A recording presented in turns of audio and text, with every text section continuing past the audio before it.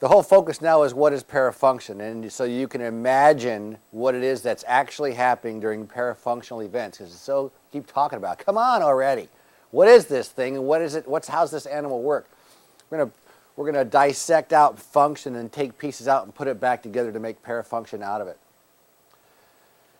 Here's this functional activity, this masticatory activity.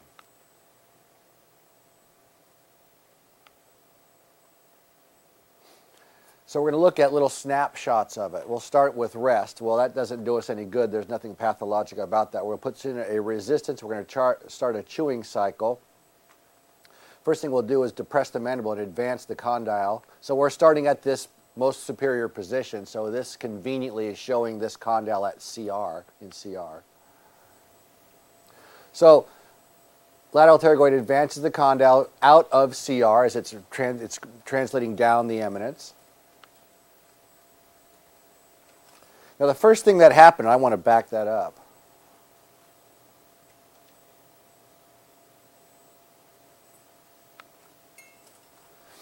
This is a translated condyle.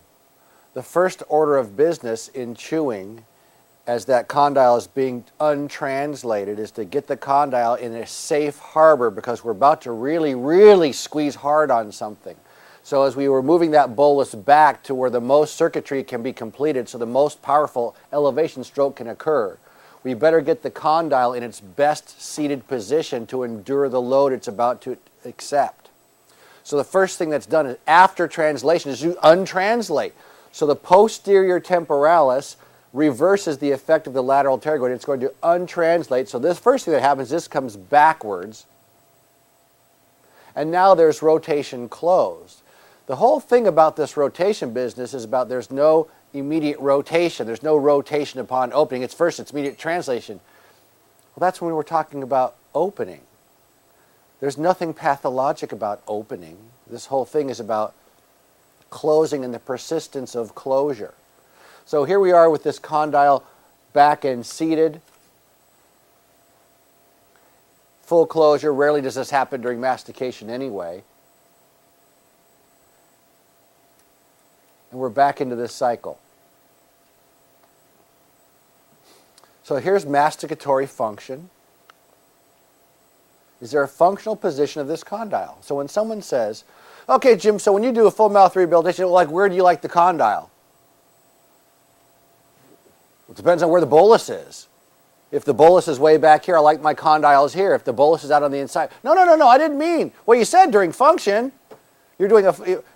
What do you mean, where do you want the condyle? Well, when you do a rehabilitation, it's going to be on an articulator, and you want to have those teeth relating with each other, the art and science of alveolar structures, and when they come together. So where's your condyle when your teeth are coming together? The question is, where do you like your condyle with your occlusion? This is a snapshot of this. That's not occlusion. That's occluding. Where should the condyle be during occluding? If it's maximal intercuspation, you have an option if you're doing a full mouth rehab to determine that. The whole point of CR was if they start in a clenched position, at some point when things start to move, hopefully this can only go down so you get posterior disclusion. We'll show in a few slides here why that's so important. So, where do you like your condyle during occluding? Let me ask you this, how long is this going to last? How often is this going to happen? How intense is this event? And where is this condyle during the event? Because now this mandible doesn't have to stay here. The whole thing can shift and squeeze someplace else. So when someone asks about condylar position, it's always during a maximum clenching event. And now when I see this, what we're really looking at is a static innervation of the elevator. It just keeps on going. And now we're getting static sensation back from teeth being compressed into their sockets. That's a chronic nociception. So right now, these teeth are sending signals like, something's happening, we're all being crushed into our own sockets. It's not usual and customary. It's a constant flow of nociception, negative information.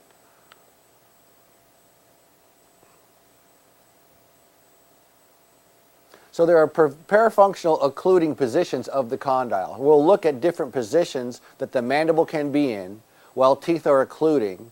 That is, different positions the condyle can be in and how it's affected.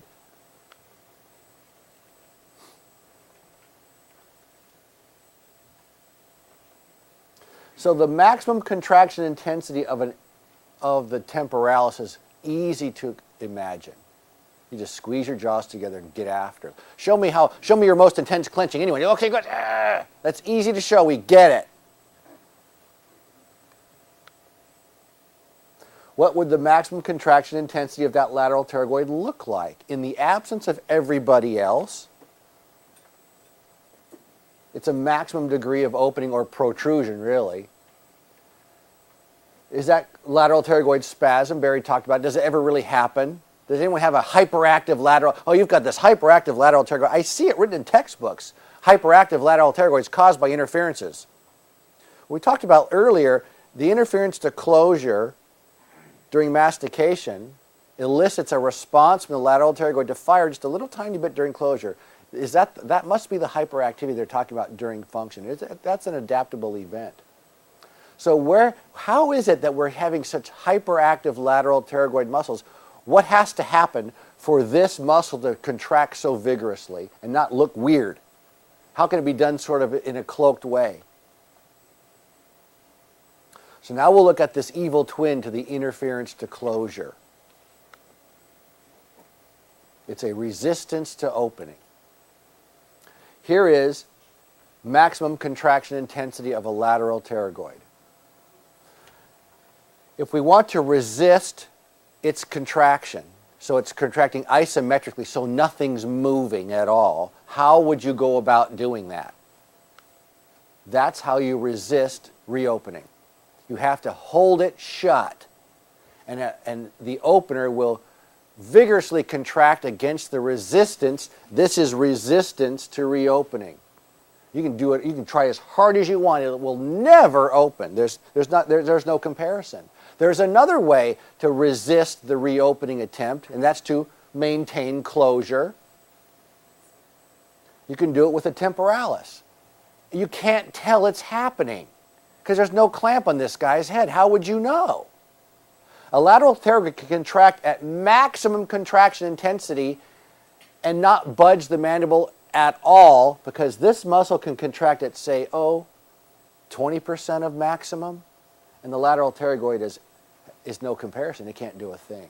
So this elevator sort of, as Barry said, it sort of teases the lateral pterygoid. It says, if I want to relax a little bit, you might have a little bit of activity, a little bit of work. You're going to move something. You can be as active as you want. You're not going to move anything.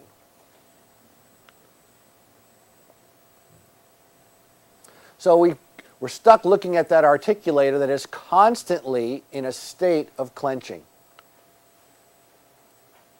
And dentistry is the stipulation of closure. Occlusion is closure. Articulators start at closure. What do you say to your patient sometimes? Do you say, now open and close, open and close? Isn't that kind of backwards? Aren't you supposed to say close and open? Isn't that normal? Close and open? But we keep starting them at closed as if, okay, open and close, open and close, open and close. We got it backwards. Dentistry is the stipulation of occlusion. It's going to happen. And since we think it's going to happen to somebody in a real bad way, we need to prepare, because we don't know who it's going to be, who's going to wipe out your perfectly good-looking porcelain. Dentistry is supposed to be normal as closed, now reopen.